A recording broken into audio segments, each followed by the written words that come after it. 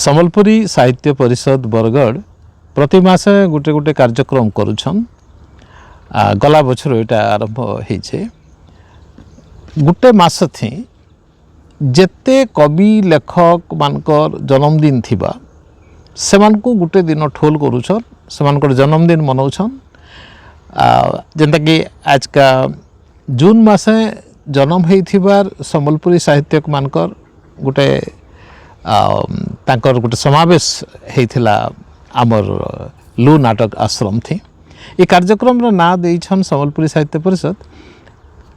फी मासे गोटे दिन साहित्य भितरे हेमालीन। तो आज पाखापाखि 60-70 जन कवि लेखक साहित्यक आसिकरी लू नाटक आश्रम थी ठोल होइथिले आ तांकर जन्मदिन मना होइथिला। आज कार्यक्रम थी कविता तो चर्चा हैला, जेन मानकर जन्मदिन थिला से मानकु संबर्धना जना हैला, ताकर तांको भी गोटे फूल चंदन देकरी शुभ मनासुथिले आमर आयोजक माने। तार संगे केतेटा बही आज उन्मोचित होइछे। सबुठानो बड़ कथा आमर लगे, आमर अंचल लगे जे किछि बही उन्मोचित होइछे। गोटे बही हैला ऐशान्य दिग्बलयर आरे फाले। इटा लिखिछन डॉक्टर गोवर्धन साहू। डॉक्टर गोवर्धन साहू अंचल कॉलेज रे इंग्राजी अध्यापक थिले। इहादे बरगढ़ रे से रहुछन। तांकरी बहीटार आलोचना करथिले तेजरू बारिक। आ गोटे बही थिला बेताल कथा। बेताल कथाटा सोमदेवंकर बेताल पंचविंशति जेनटा कि एइछे कथा सरित सागर नो तार सम्बलपुरी अनुसृजन मुई करिछे। आउ ई बहीटार आलोचना करथिले अंचल कॉलेज रो ओडिया अध्यापक निर्मल कुंभार। आ सबुठानु बड़ कथा हैला ई माटीर आउ गोटे चमत्कार बही गोटे आइछे।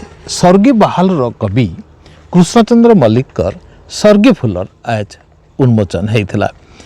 ई बहीते कृष्णचंद्र मल्लिकर विभिन्न प्रकार रो कविता अच्छे, गीत अच्छे, दुईटा काव्य भी अच्छे।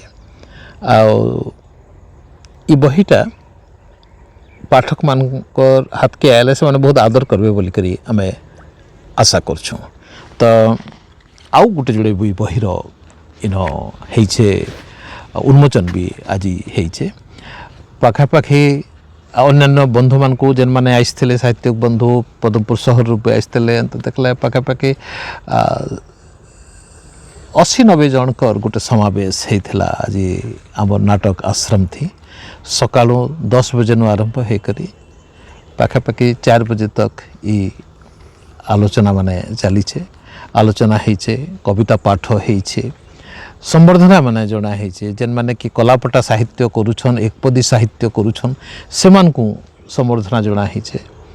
गोटे एकपदी अनुष्ठान जेन माने कि 2000 पद तक छापी साइलेन। 2000 पद प्रतिदिन पदे पदे करी 2000 पद भर्ती हैला बोली करी से दलटाके से आयोजक मान को भी आज सम्मानित करागला। उत्पन्न कुमार भोई जे कि संपादक अछन सम्बलपुरी साहित्य परिषद रो, तेजरू बारिक जे कि इतला आयोजक मान भीतर अछन, तार संगे उमेश प्रधान इमाने समस्त आइसथिले। पड़ारू आइसथिले, सोनपुर जिल्ला रू आसिथिले, बलांगीर जिल्ला रू आसिथिले, विभिन्न अंचल रू आसिथिले कवि माने, कलाकार माने। बहुत सफल होइथिला आजिर ई कार्यक्रमटा।